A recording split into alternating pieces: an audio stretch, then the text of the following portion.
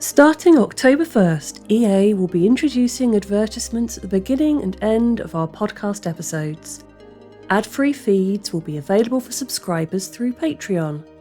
Sign up now and lock in the $5 a month ad-free rate before the October 1st price increase. Visit patreon.com/EA podcasts for all the details. This is Cast of Wonders, the young adult fiction podcast featuring stories of the fantastic. Welcome. Episode 651. I'm Catherine Inskip, your editor and host.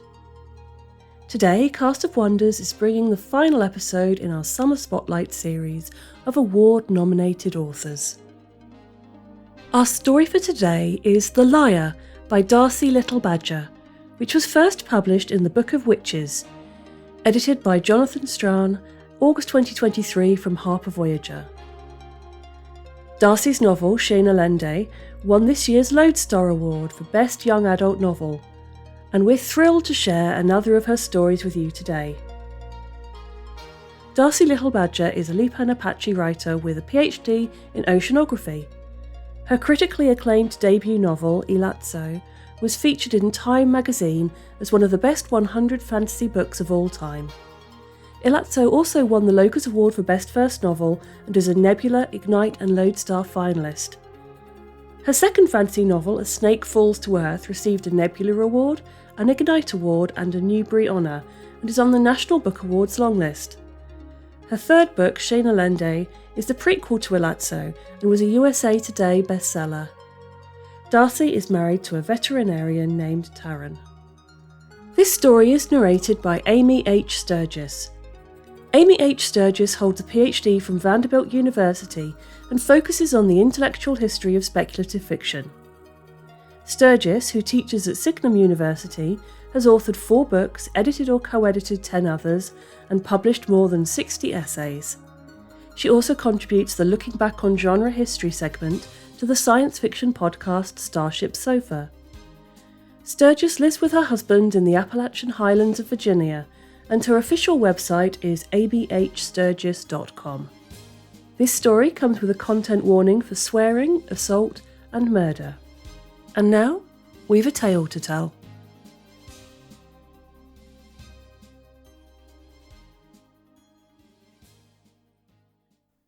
The Liar by Darcy Little-Badger. Narrated by Amy H. Sturgis. The Mysterious Woman. Jody sat in a bench-filled lounge outside the Dominion Casino poker room. It was 6:18 p.m., and she'd been waiting for a table since 5:30. A 32-inch flat-screen TV on the wall displayed the standby list and indicated she was up next, along with 4 others identified as Pete M., Joe T., Olaf A., and Bartholomew S. Lowering her phone, she wondered if the sweaty, pink-faced man sitting next to her was Joe, Olaf, or Bart. There were a dozen people in the room, but he was the most visibly nervous, his right leg bouncing. "Howdy," he said, noticing Jody's attention. "Afternoon. What's your name?" "Pete." He jabbed a thumb at the weightless screen. "That Pete." "Call me Jody." He ducked his head sheepishly. "Guess we're playing against each other. You any good at this game? My cousin says Texas Hold'em is the easiest kind of poker." "Is that so?" Perhaps her first impression of Pete had been premature. Either he was the most naive gambler in Vegas, or he'd just overplayed his nervous newbie act. She'd wager on the latter. "Stand by, your table is ready," an announcer called, his voice crackling through overhead speakers. "That's us," Pete said, rising. As they strolled side by side to the felt-topped poker table, Jody's phone, which was securely zipped in her black fanny pack, dinged twice. She'd check her messages after the game. It wouldn't be long. The other poker players, ranging in age from their mid-30s to 50s, already sat around the oval table. 2 wore sunglasses, all wore button-downs. As Jody took her place beside Pete, she declared, "Y'all wish me luck. My hands are always terrible."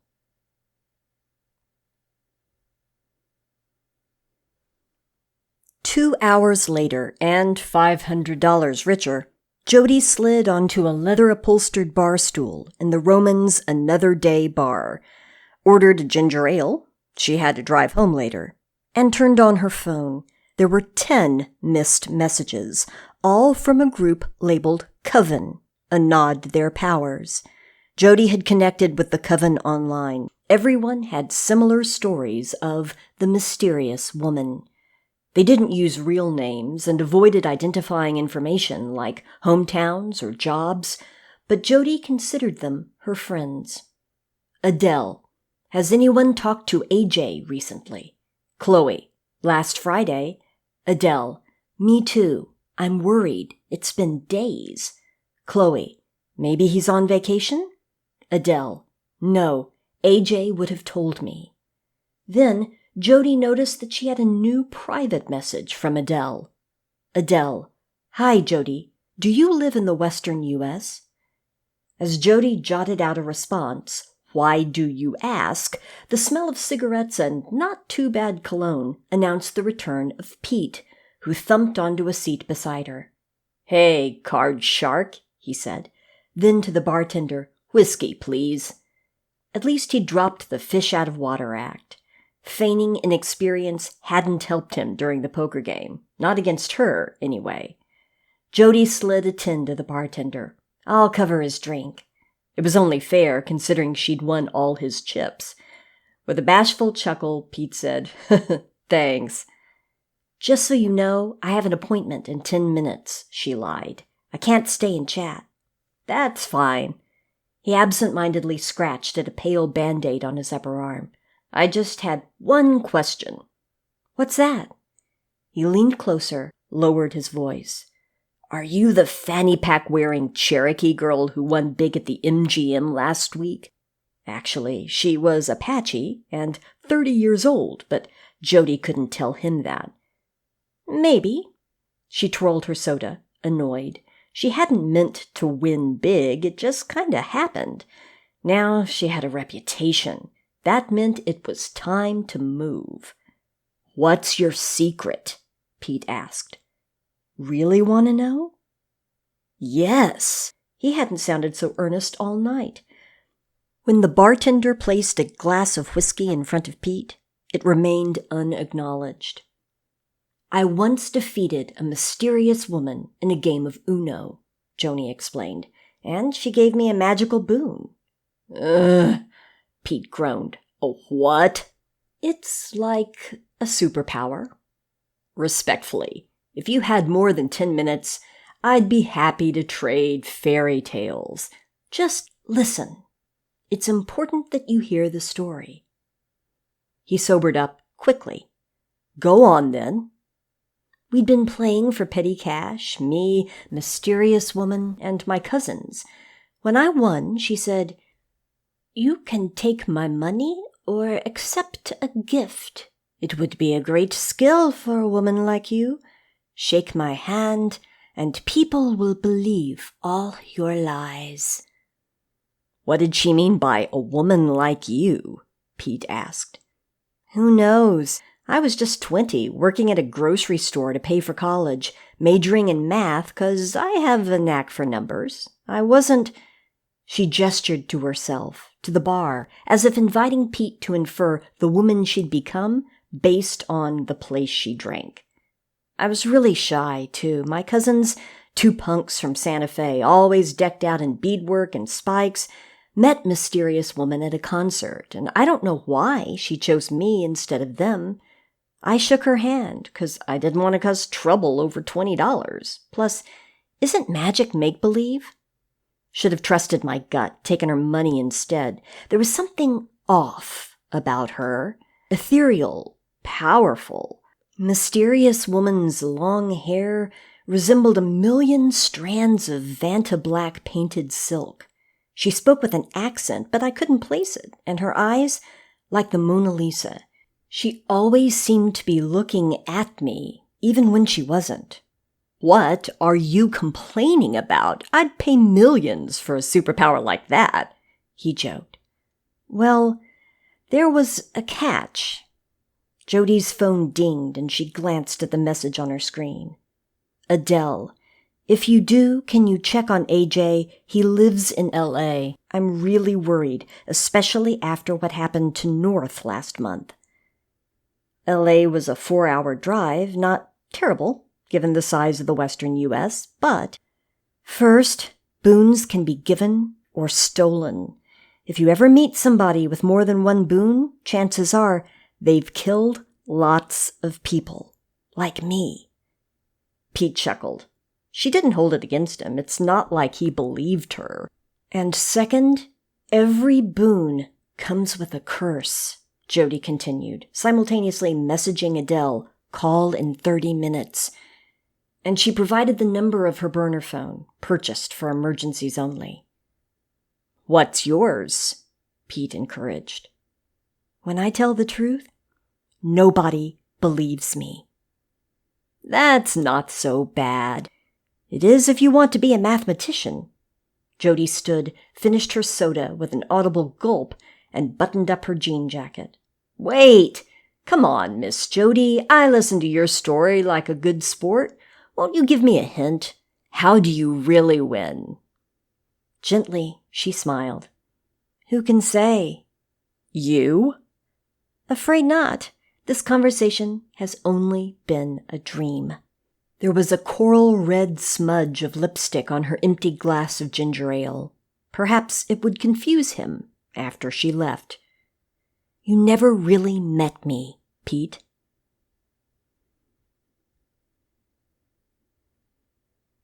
What happened to North 1 month ago? North. Guys, I'm screwed. North. My gift is gone. North. Last night when I came home from pub, there was a person in my house dressed in black like an actual burglar, and when I tried to run, they grabbed my arm and I couldn't break free, not even by fighting. It was like hitting a rock. They threw me against the wall and told me to calm down because they just wanted my gift, which made me fight more, but it didn't help. There was a rumble and I couldn't breathe and I passed out, and when I woke up just now, the intruder was gone, but I can't sing with 5 voices anymore. Jody. What about the curse? Did your attacker take it too? North. Let me check. North. Damn. No. Applause still gives me hives. Adele. I'm so sorry. North. What am I supposed to do? I got a show tonight. Chloe. You still have a lovely voice. North. Thanks, but it's not enough. Adele. Can we help? North. Stay away. I don't know how the attacker found me. You could be next. North. At least I'm alive. AJ. This is why we keep a low profile. North. What are you implying? AJ. Nothing. North. Fuck off. I've been singing for 10 years. Never got accused of magic. Auto-tune? Yeah, but never magic. North. It's this group. North. Were you the one who attacked me, AJ? Chloe. Please don't fight. AJ. I'd never hurt you, man. Calm down. North has left the group.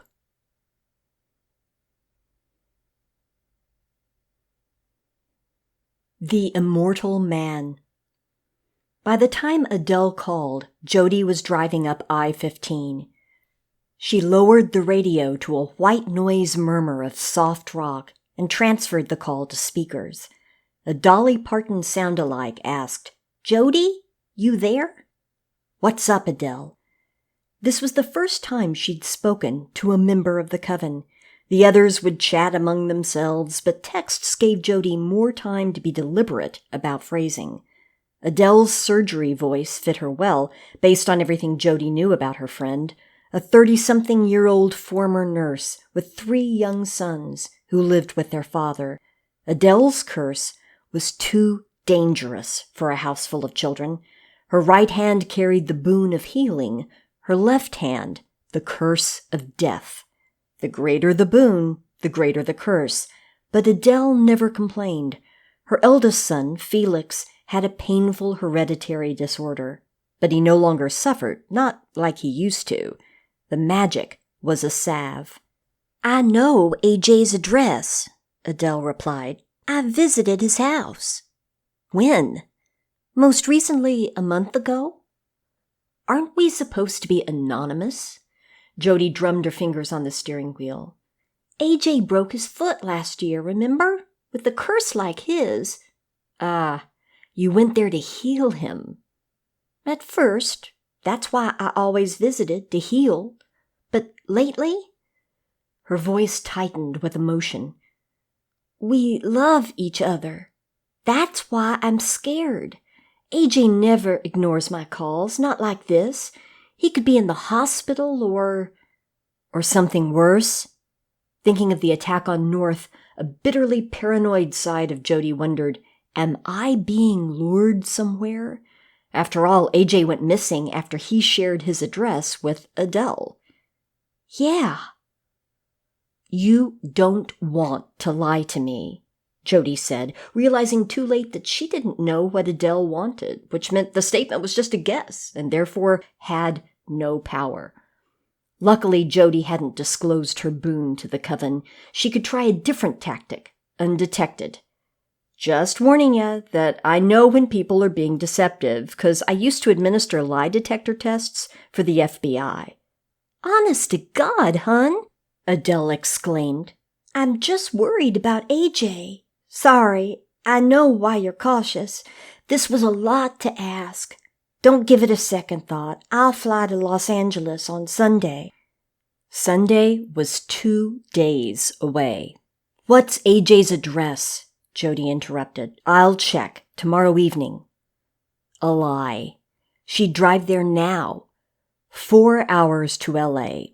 Ample cash to cover the hotel. She'd visit AJ's house at dawn. No doubt, after a sleepless night lying in a strange bed, worrying, wondering what she'd find.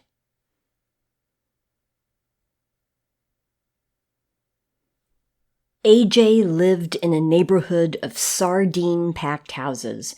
There were 2 unbroken lines of cars parked on either side of the street, reducing the driving width to a single lane. The taxi stopped alongside a white house, surrounded by a wire fence. Impatient traffic honked as Jody paid her bill and climbed out of the back seat with a quick thanks. It was 7:30 a.m., clear-skied and already warm. She wore a cloth face mask and a Yankees baseball cap to hide from security cameras.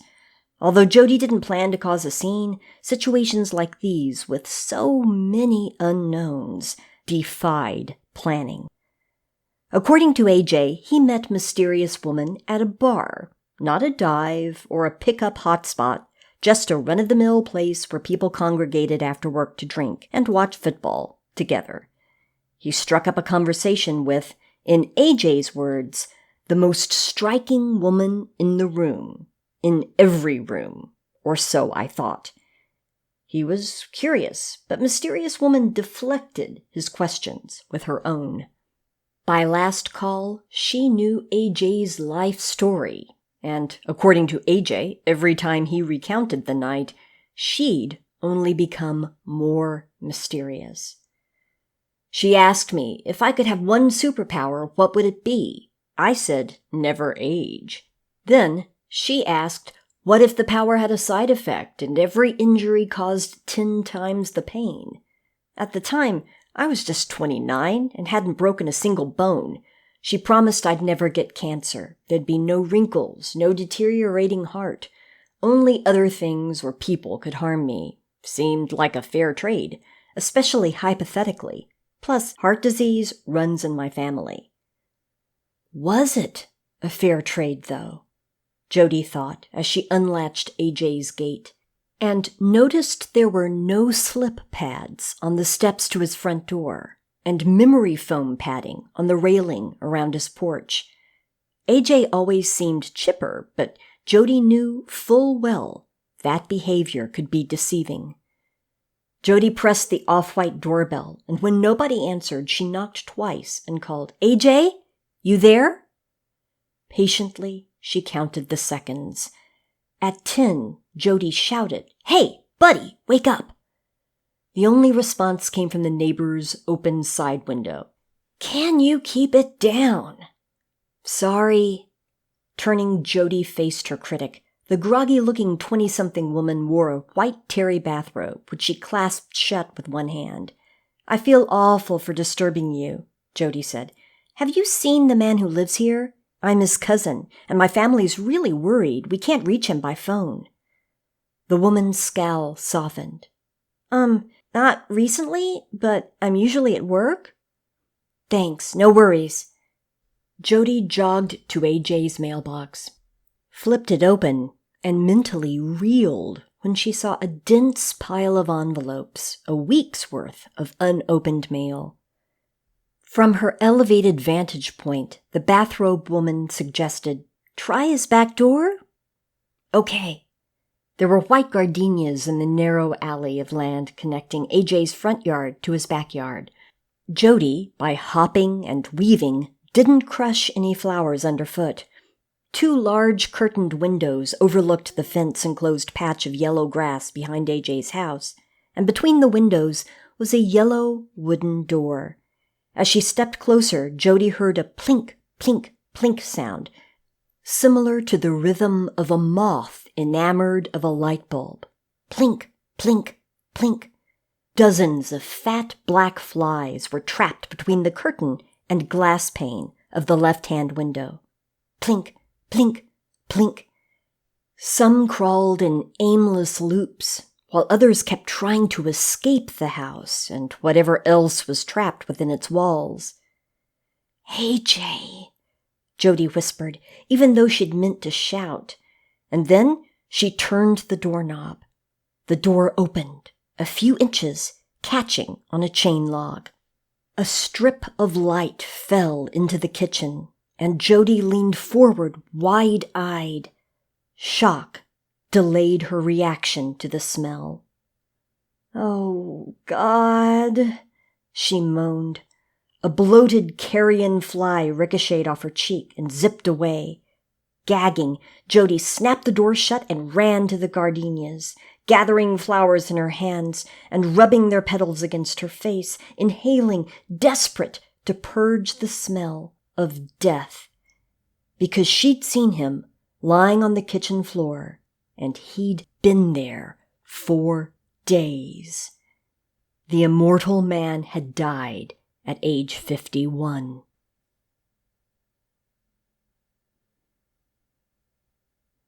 Lady, Life, or Death.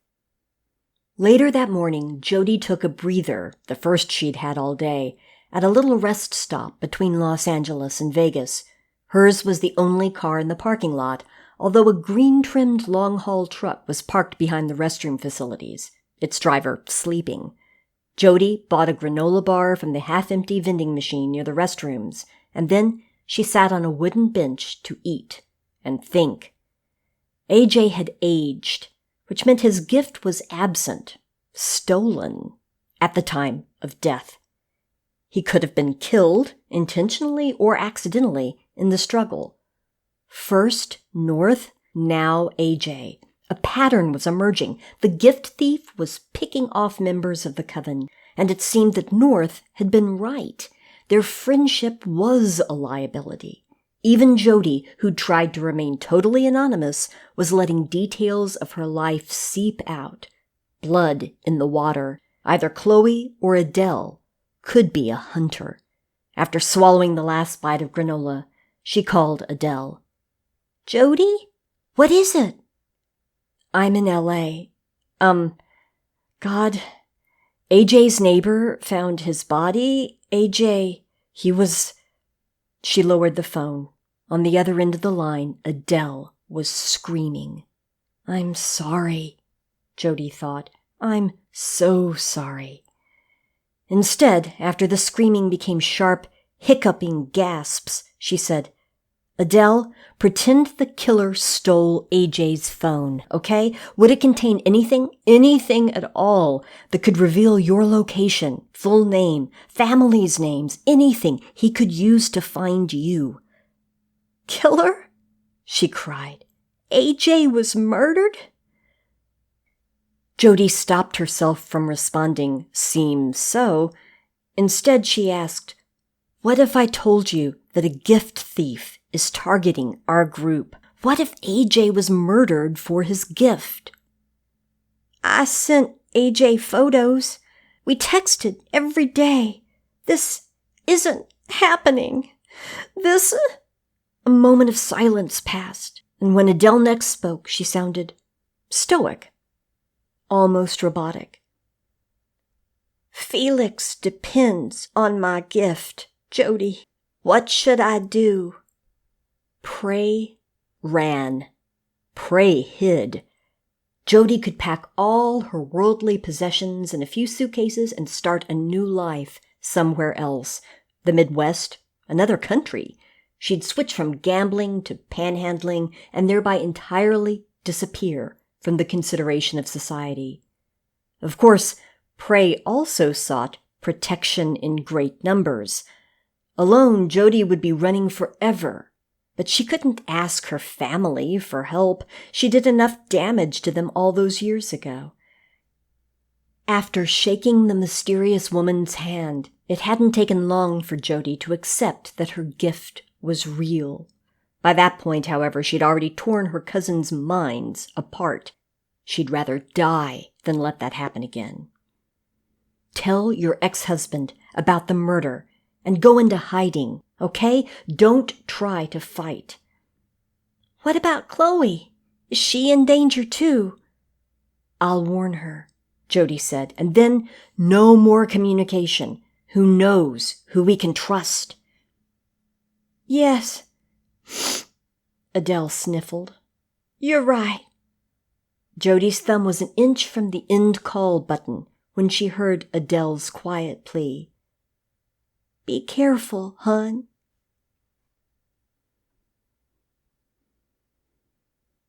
The last-minute flight to Portland had burned through Jody's most recent poker winnings, but she had enough cash in reserve to survive a couple weeks on the road.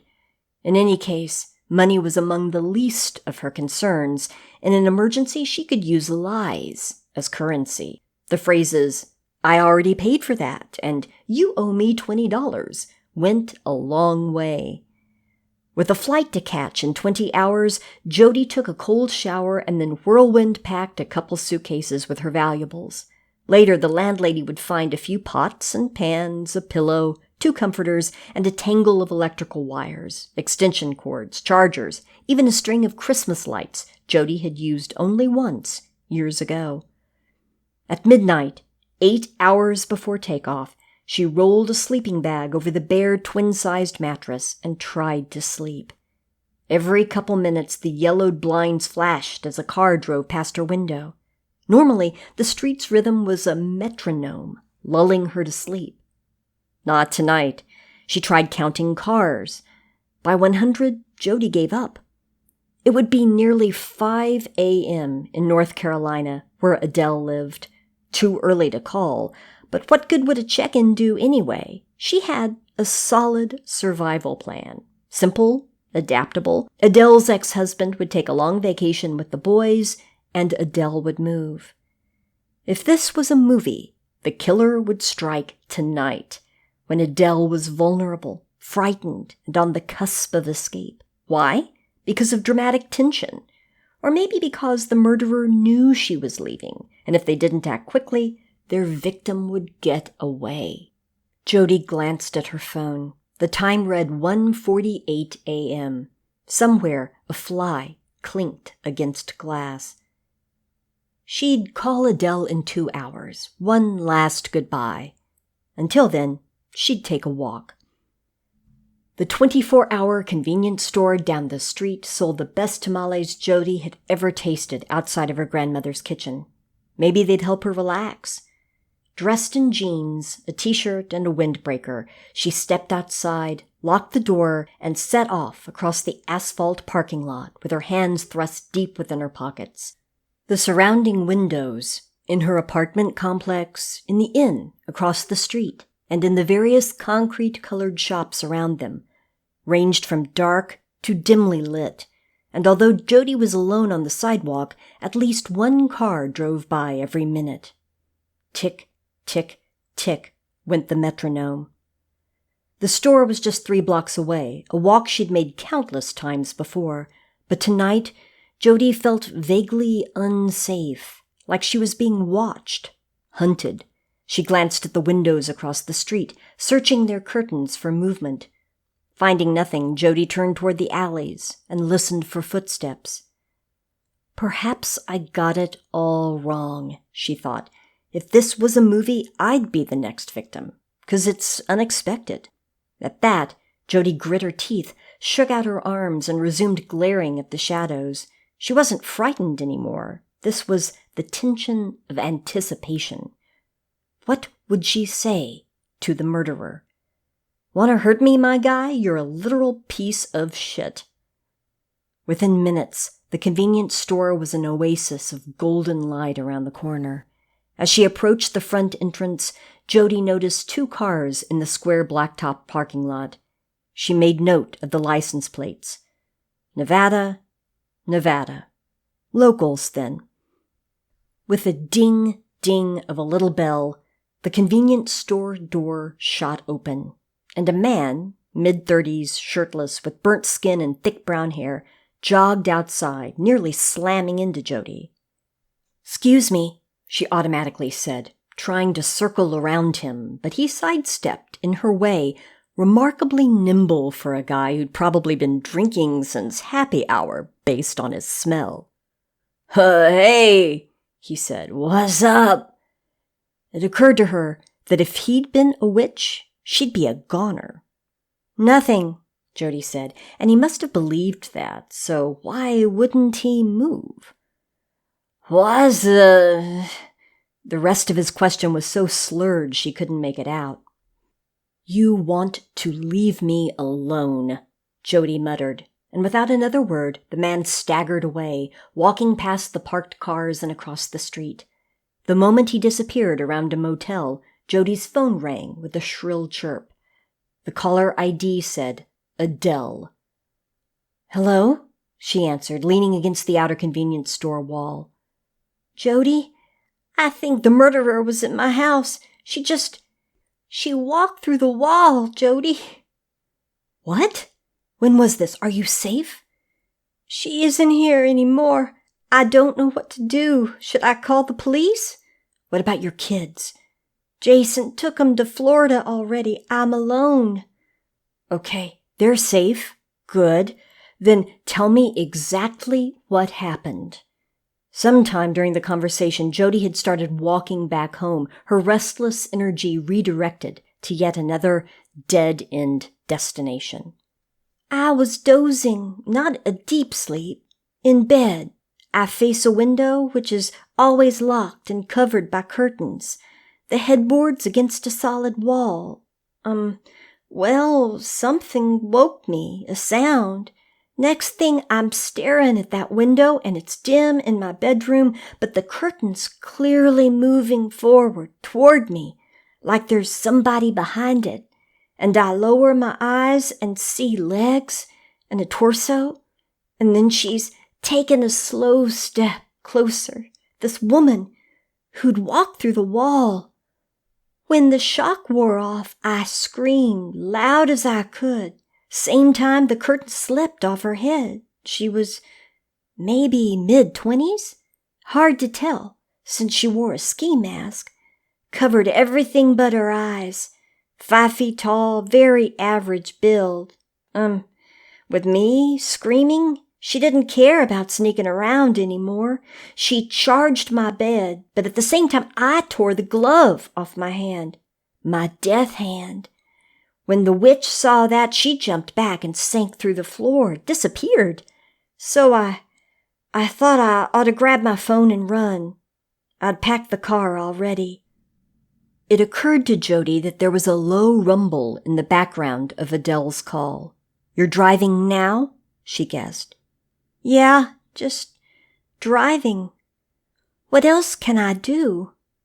"Hun, don't freak out." "Oh, I'm past freaking out." Okay. Did you check the back seat? The trunk?" "Yes, I'm alone here, certain." She pulled the keys from her pocket, holding them in her fist during the final stretch home. On the other end of the line, there was a thump. "Adele?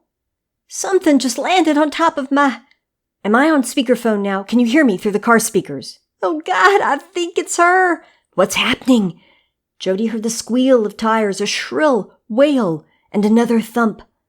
Adele cried, "Please, no!" "Stop!" Jody shouted. "If you hurt Adele, you'll spontaneously combust." Adele was sobbing now. "My son is sick. He needs my gift." "Hey, if you take her power, you'll die," Jody screamed. "Go away." "You killed the man I love," Adele cried. "For God's sake, don't kill my baby too." "Please, stop," Jody begged the murderer. Her lies weren't working. Either the phone had disconnected or the witch was immune to her gift.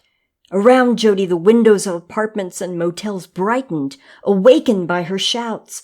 A woman in a bathrobe leaned out of a third-floor window and said, "Shut the fuck up, you crackhead." And Jody was mentally transported to AJ's house, surrounded by the odor of rot and the hum of flies. From the other end of the line came a hideous sound, like a storm sucked into a jet engine. A scream slipped within the rage. The line abruptly went quiet. Although the call was still connected, there was a click, like a glove box opening, followed by the rustling of paper and metal keys. "Adele," Jody asked, ducking behind a blue mailbox and sitting cross-legged on the grimy sidewalk, "is that you?" A raspy voice whispered, "Your friend is bleeding to death, but I can heal her now." For a beat, Jody couldn't speak. Then, "Please save her. Call off your curse." "My curse?" "If I burn to death, she'll die too." With that, the call disconnected. Direct messages. Chloe. Chloe, Adele won't answer my messages. Chloe, I'm scared. Chloe, please don't leave too. Chloe, I just want to know you're alive. Chloe, my power is really strong. I can protect her and you too.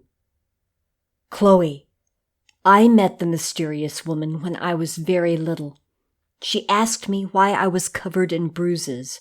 I told the goddess that everyone hit me, and I just wanted to make the pain stop. She sang, "I am rubber, you are glue, whatever you do bounces off me and sticks to you." Chloe, that's my gift. Nobody can hurt me anymore. Chloe, I think it's how we defeat the witch.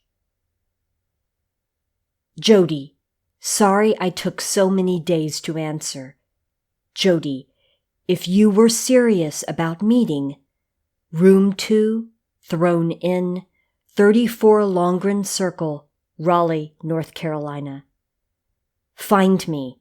I'm here all week. P.S. If you are the person who attacked North, AJ, and Adele, I just want to talk face to face. Give me an hour of your time, answer my questions, help me understand, and I'll turn over my gift without a fight. Adele struggled, and now she has just one arm. Chloe, what? Jody, yeah, Adele's ex Jason said the attacker tore off her left arm to stop her from using the death curse. Chloe, that's terrible. I'm so sorry. Jody, thrown in.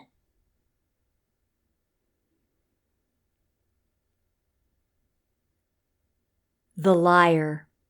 You couldn't win at poker with lies alone. To be fair, Jody's gift gave her a major boost. When people thought her hands sucked, they bet accordingly. But she still had to know the game, understand probability, when to fold, and how much to risk on a hand. She had to read other players, seek out tells and inconsistencies. Sometimes everything came down to luck. That happened less often than one'd expect. In fact, what finally swayed Jody, what convinced her that Chloe was AJ's killer, Adele's tormentor, and North's dream crusher, were the odds. Chloe is close to North. At the very least, she knows what his voice sounds like, meaning she can ID him. And he's attacked first. Coincidence? Maybe. Chloe wants to remain in contact with Jody. Innocent request? Perhaps. When Chloe realizes that Jody is pulling away, she reveals her power, and it's coincidentally perfect for defeating the witch. Deus ex machina?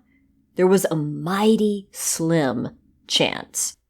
The odds of all these maybes and coincidences happening at once were so small, Jody wouldn't bet $10 on it. Of course, she could be wrong. Chloe could be a fine ally. She'd know, soon enough. There was a knock on the motel door. "Get ready," Jody whispered. Then she stood from the wooden chair beside the creaky queen-sized bed, crossed the dim room, and looked through the peephole.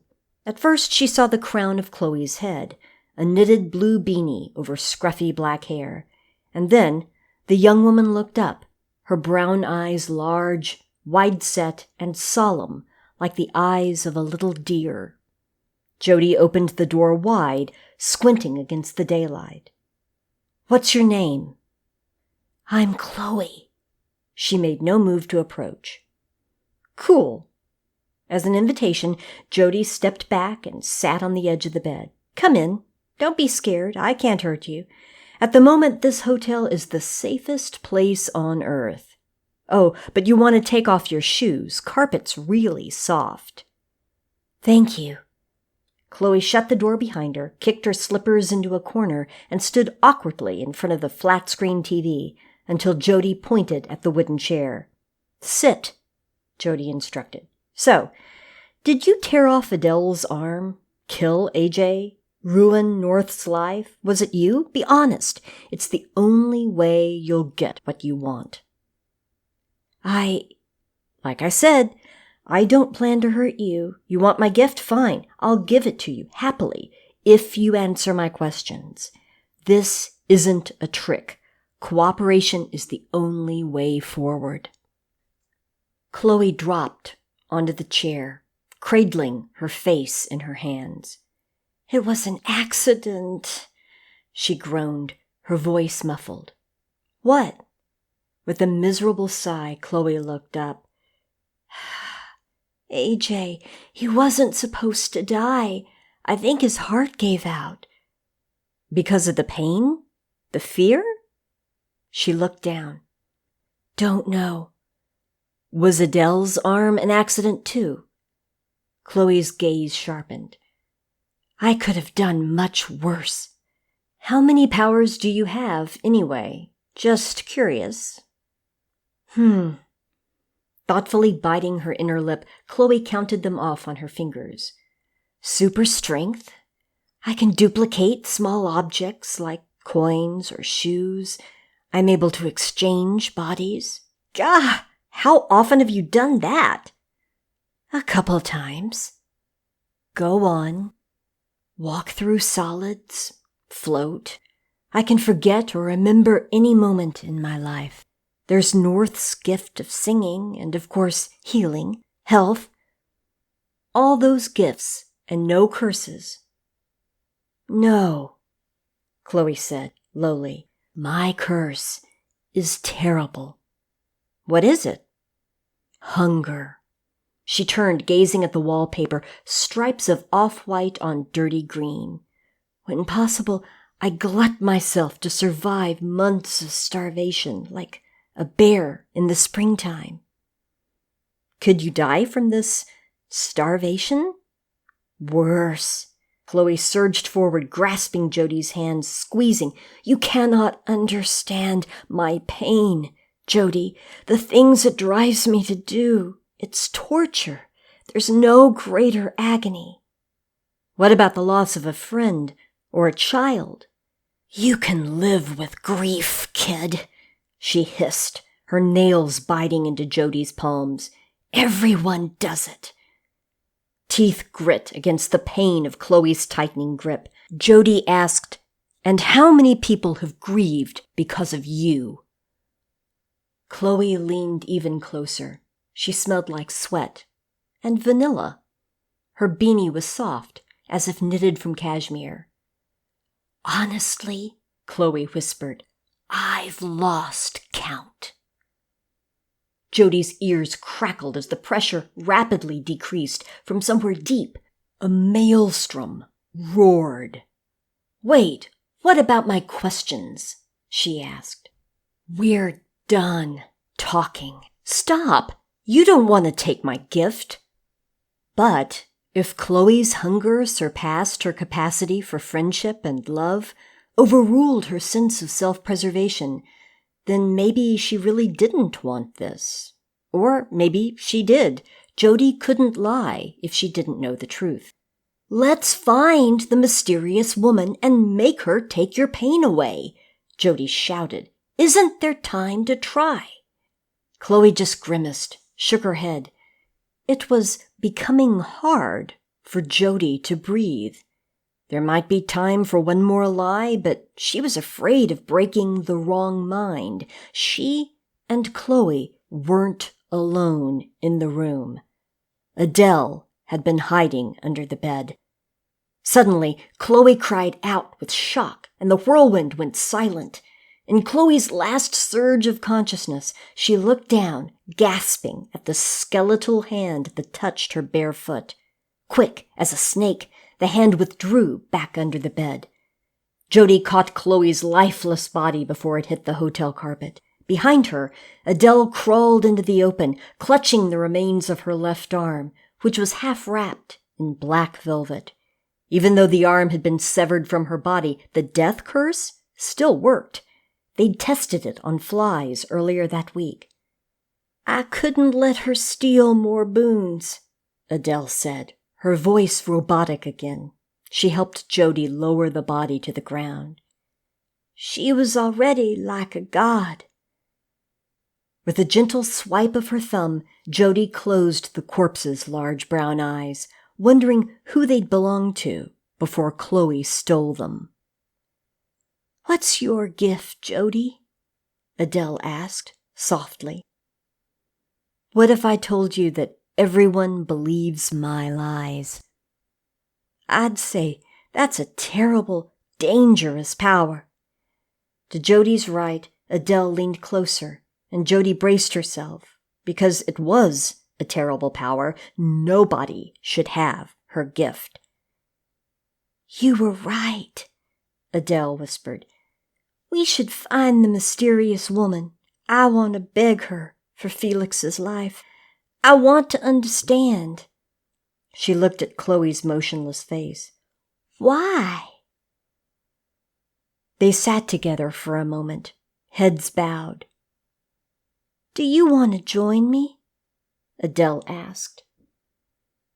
Jody wished she could say, yes, I do.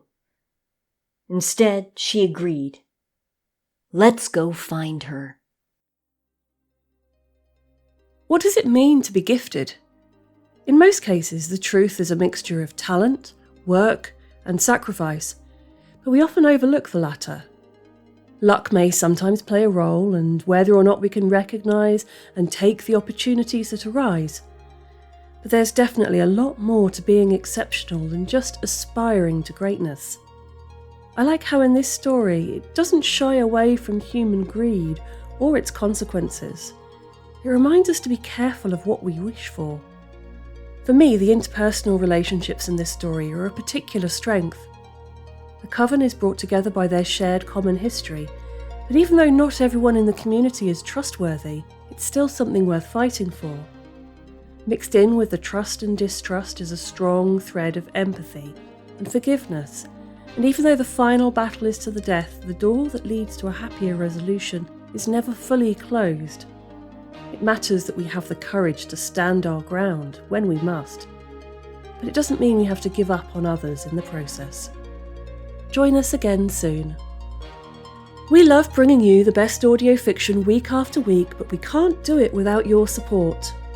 We've got some exciting and important news to share about the future of escape artists. Starting October 1st, we'll be introducing brief, tasteful adverts at the beginning and end of our episodes. But here's the thing, this isn't just about ads. It's about ensuring we can continue bringing you the incredible stories you love while fairly compensating our amazing authors, voice actors, artists and editors who make the magic happen. We heard you loud and clear in our recent audience survey.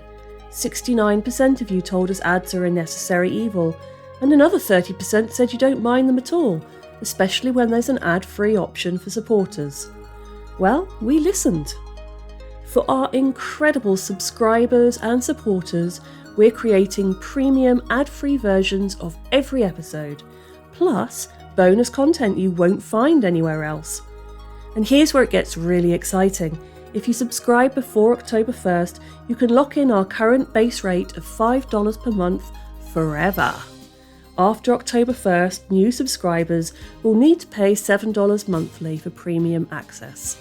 This decision comes from a place of love for our community and commitment to quality. Our expenses have grown as we've expanded to serve our global audience of millions, and we want to continue supporting the brilliant creators who bring these stories to life. The vast majority of you told us you'd support us through this transition, and that means the world to us. Whether you choose to enjoy our stories with ads or join our premium community, we're grateful you're part of this journey. You've been with us since 2005, through every evolution of escape artists, and we couldn't do what we do without your incredible support. Thank you for helping us bring free and accessible speculative audio fiction to listeners around the globe. You can join the discussion on the EA Discord. Visit us on Blue Sky at castofwonders.org. Please come say hello.